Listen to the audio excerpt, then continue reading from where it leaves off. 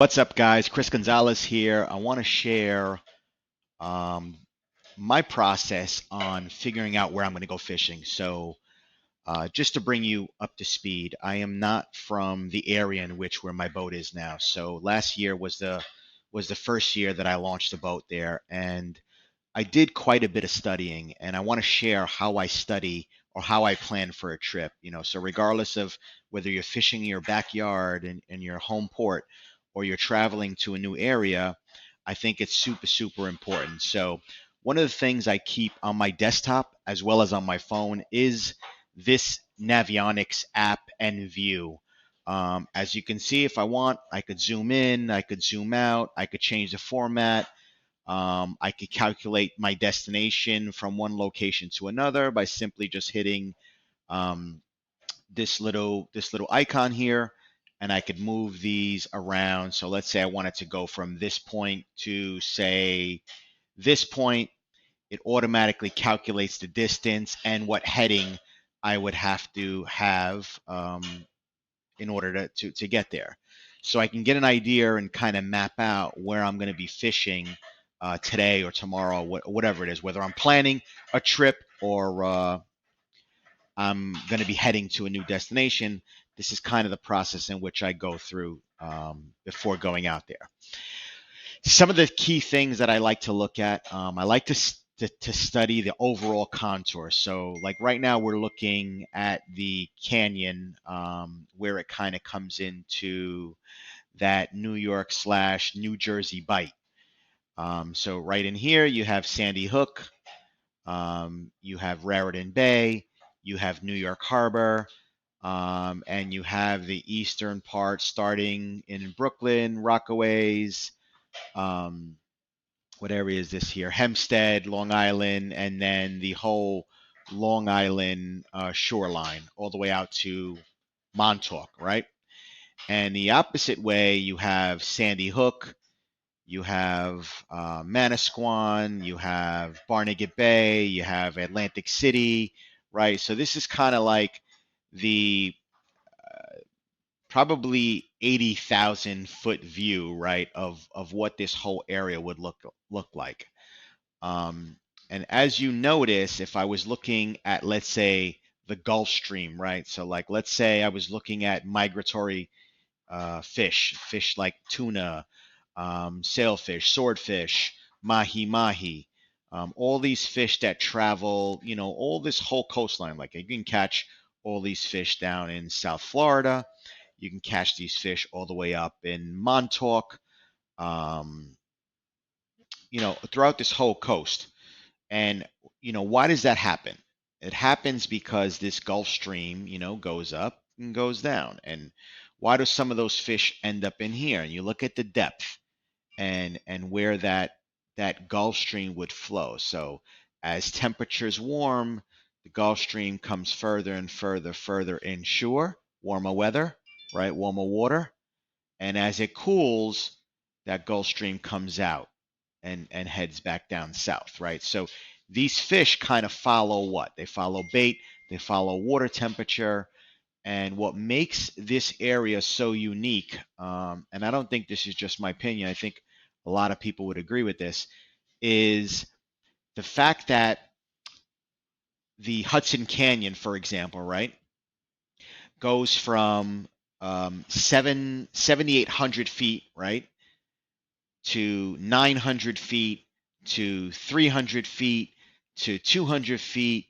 And if you follow this straight through the Chicken Canyon, you have depths of, 230 feet of water. You go into the Glory Hole, you have depths of 220 feet of water. You go into the Mud Hole and you have depths of 200 feet of water. You have this constant depth, but go from 50 feet of water to 200 feet of water in a matter of a mile, 2 miles, 3 miles. So what makes this unique is depth, contour, the different shelves that you have within this short distance from each other, right? So it makes this very, very unique. So, and I could talk about so many different things here, right? Like you talk about how great our giant bluefin bite was last year. And I don't think any one person can give you the exact reason, but there are a tremendous amount of different factors that you could consider, right? So, um, number one, I believe that over the past 2 years with the pandemic, offshore fishing, commercial fishing was at a huge decline. Why? Restaurants were not open. The fish market wasn't, you know, doing as well because markets across the world were not demanding these fisheries to overfish these fish so they could provide for the demand, right? The other thing is you have bait boats weren't going out and consuming a lot of the mainhead and the bunker, the all the bait fish that all these pelagic fish eat. So you have an abundance of bait. You also have less traffic, right? So huge barges are not coming in, huge boats are not bringing in cargo and what have you. So that led to cleaner water, led to less traffic, allowing our ecosystem, right, to flourish. Large pelagic fish or pelagic, whatever term you use, large pelagic fish, um, tremendous amount of bait in the water, uh, warmer temperatures, warmer climate, just allowing for a much better fishery. So why were those fish so why were they here for so long, right? Because I'm sure they always come through these areas, and they have in the past. You heard stories of these fish being caught in the mud hole, Monster's Ledge, but never really having them caught so close off of, let's say, Rockaway, um, and that Long Island coast, and as well as that Jersey coast, right? I mean, you were getting these fish in 60 feet of water, 70 feet of water, 30 feet of water, which was unheard of. And I believe that it's not that they were never there, it's just we've never targeted them the way we do today. And now with social media and the internet, people are able to share their experiences more often. And so when someone, maybe caught the first fish, put that out there and said, hey, these fish might be here, more people went out to target them. But the question is, why were they so close off the coast? And I believe, you know, look, bluefin tuna and most pelagic fish feed all day long. They're heavy, fatty fish, and they need to constantly be eating to support their energy levels, right? So they're constantly eating, constantly swimming.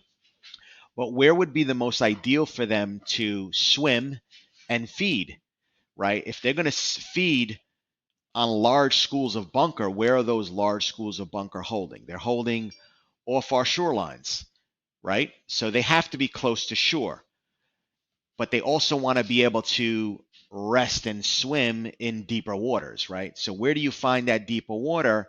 You find that right here. You find that mud hole. So if I were a tuna, I would hang out here, right, and feed on whatever was out here.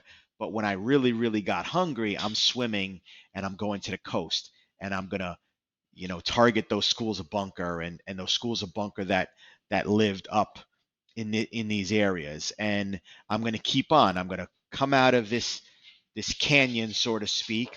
I'm gonna feed. All right, I'm gonna circle back round, head down to deeper water, and I'm gonna feed. And then I'm gonna come right back up through this canyon, and I'm gonna find that school of bunker here, and I'm gonna feed. And I'm gonna head back out to the canyon out here, which is not really the canyon. These are considered a part of the canyon, but we call them Monster's Ledge, we call them the Mud Hole, we call them Glory Hole, Chicken Canyon, right? But it's just that's why I believe these fish were holding in in these areas for so long. Why? So rich with bait, so rich with bait. There's no need for these fish to really migrate or travel because their food source is here. Bluefin, these fish can regulate their temperature. So, it could be 75 degrees. That water could be 75 degrees, or it could be as low as, and I'm just relating to, I caught them in 52-degree water, like 51, 50-degree weather. And, excuse me. they're able to regulate their temperature, but if there's no need for them to leave because they have the bait in the water and they can regulate their temperature, you know, I caught these fish, not the big ones, right? I caught these fish all the way through the end of December, right? And there are a lot of people that caught them too. So the question is, where do they then go, right? So now let's say those fish are gone. Where are they? They head out to this deeper water, and I'm going to share this with you, right? So a couple of weeks ago, I had a trip where I went sea bass fishing, and we were fishing we were off Atlantic City, right? But towards, if I had to call it, Linda Cole Canyon, which is, let's see if I could find the Linda Cole Canyon, should be around somewhere around this area. Let me just back it up a little bit so I could actually read the chart. But Linda Cole is right here. So if you look at Atlantic City, right, Atlantic City towards Linda Cole, when you got to like this 200 feet of water, I saw these tuna busting. And this, mind you, I'm sorry, it was the last week of December, right? But here, so Atlantic City to around where I saw these fish busting is only 66 miles, right? 66 miles off this coast. So if I had to travel from where my boat is, and I can't get it up that's what she said, right? To Manasquan, let's say, I'm 83 miles.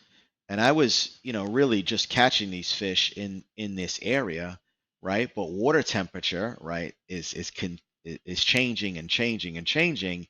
That now these fish they head out to deeper water, and then here's a good patch of warm water. There's bait, so here's the line they hold, or maybe the temperature is a little better on this 164 line, right? Or maybe it's a little better in this area, right? So December, where will they be in January?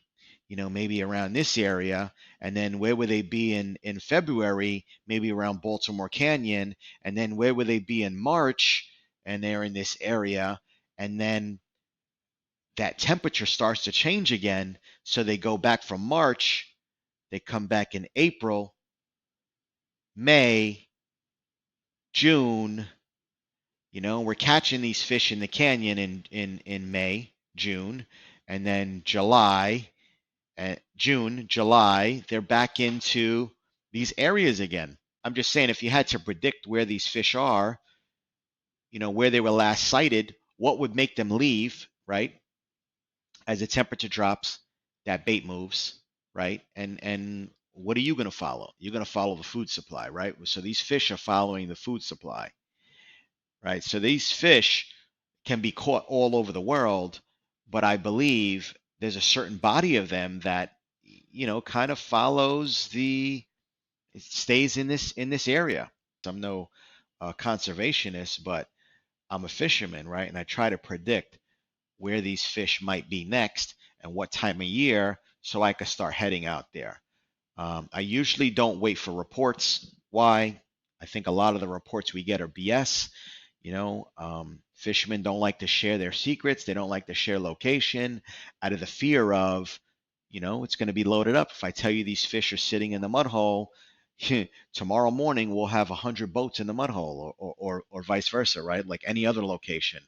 And so the intel is not accurate. Usually when you hear about it, weeks or later, whereas like, okay, I can go here, but I'm not necessarily going to find those, right? So I like to consider depth, the contour of the bottom, what might hold bait, what might hold these bigger fish, where would they go, how would they migrate, how would they feed, what would their pattern be, and that's why it's good to look at charts, whether you're going out tomorrow or you're going out next spring.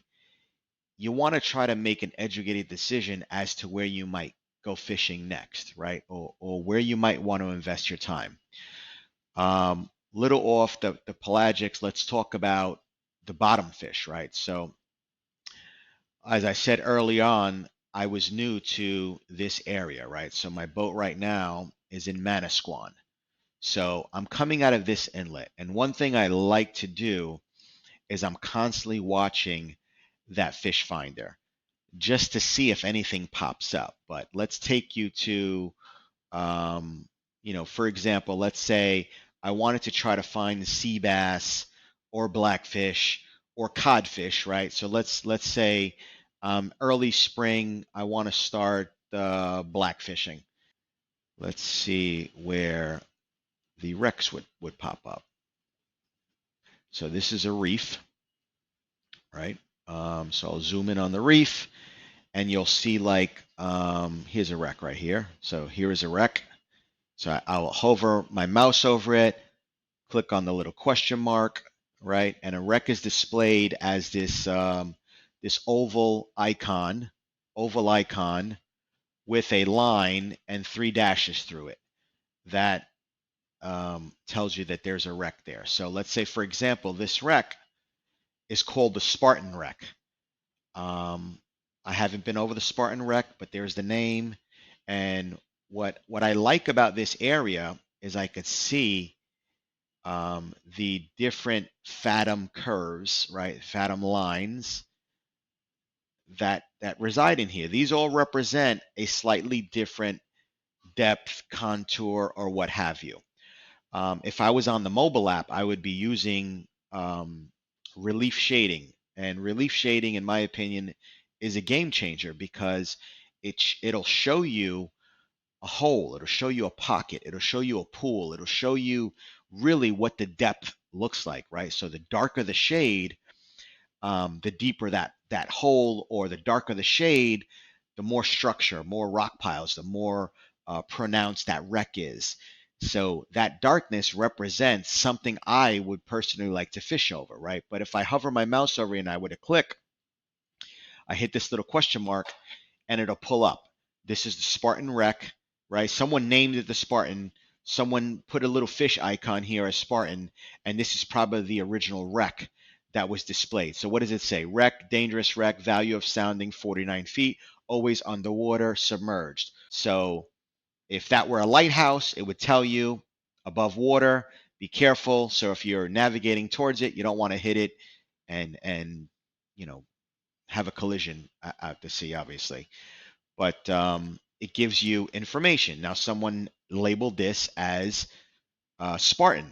Obstruction, fish haven, always underwater, submerged. So someone labeled it as a fish haven. Information, reef type, Seagirt reef, structure, 85 feet tug. Sponsors, Spenton Bush Red Star Company's ID, year sunk, August of 1986.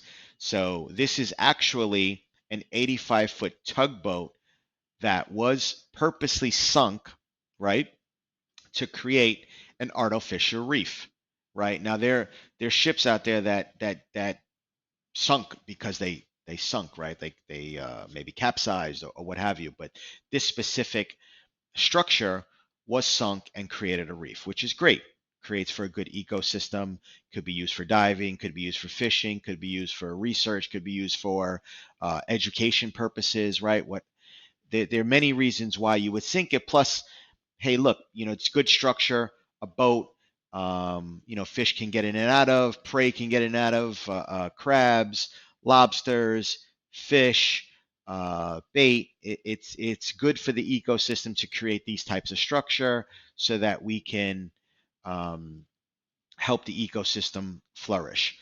That was that one. This icon shows Spartan Wreck, non-dangerous, modified by Agene. This is a user on Sunday, November 20th. So on November 20th, someone went over this piece of structure and also documented it. And it's good, because to keep these things up to date.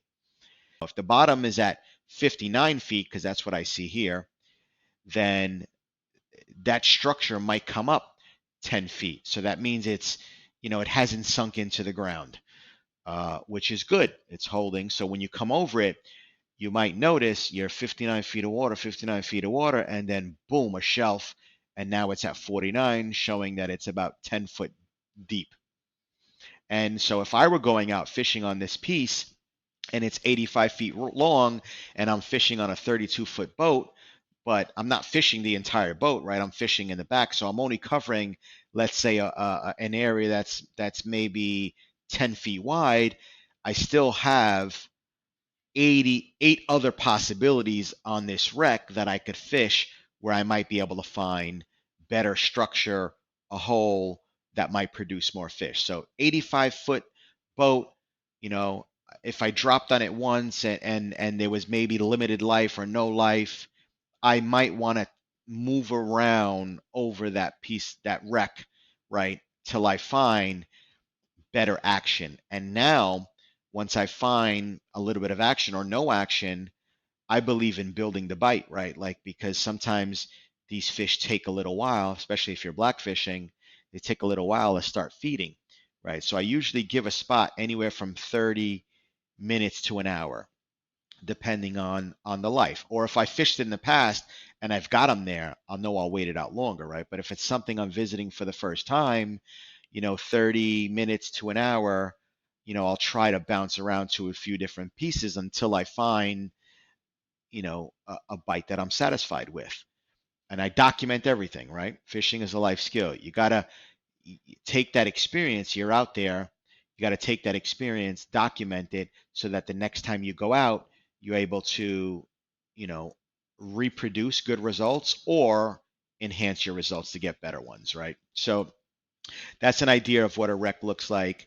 And I look at, let's say, this area here. See this dotted line? This is a designated area that NOAA, Navionics, or the fisheries have deemed as a reef. So this is an area where they'll come out and they'll dump or they'll sink different things. So, like, for example, you see 20-foot railroad barge right here, car float, ocean wreck divers, Swenson barge, wedding barge. All these names are different projects. Um, for example, sometimes they'll take old train cars, they'll take old barges, they'll take old boats, they'll take railroad structure, they'll take anything that is large, and instead of disposing it on land or dumping it out randomly at sea, they'll create an artificial type reef that will eventually be able to fish on. So if I were to dump that today, if they would have dumped that or sink that boat today, it's not necessarily going to have life on it for, sometimes a couple of years, right? Could happen sooner than later, but a year, 2 years, 3 years, those artificial reefs that were created will start to build, the algae, coral, crustacean, barnacles, attracting crabs, attracting smaller fish. And before you know it, you have a new little fish haven where you're able to go out there and catch some fish. And you got to bounce around on these things. You have to fish them so that you could see. This car float could produce good sea bass, but no blackfish. This Swenson barge could produce good blackfish, but no sea bass. This wedding barge could have a combination of both, right? It really depends on what marine life settles in that area, which would attract certain species of fish or hold certain species of fish, right? So you got to bounce around and you got to do some research. But this off time that you have where you're not fishing is a good time to open up these maps and just look around and say, hey, you know what? I like the contour around this piece of bottom.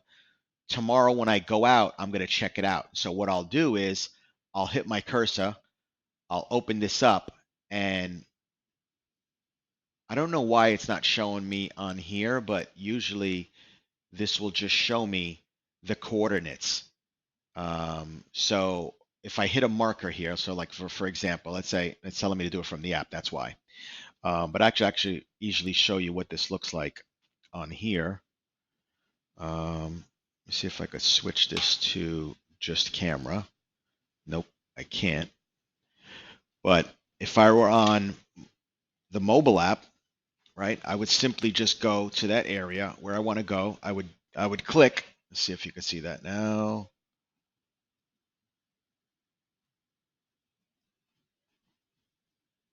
I would click it. If you could see it, click, hit the little question mark, and it shows me the coordinates for that area. Now, I would normally save it or mark it, right? Jot down the coordinates, and when I get on my boat tomorrow morning, I'll punch those coordinates in as fishing spot number 1 or fishing spot number 2 or fishing spot number 3, whatever, however many spots I'm gonna visit that day. Or I could just navigate right from my phone. I don't really like to do it because I prefer to look at the big screen that's in front of me as opposed to this.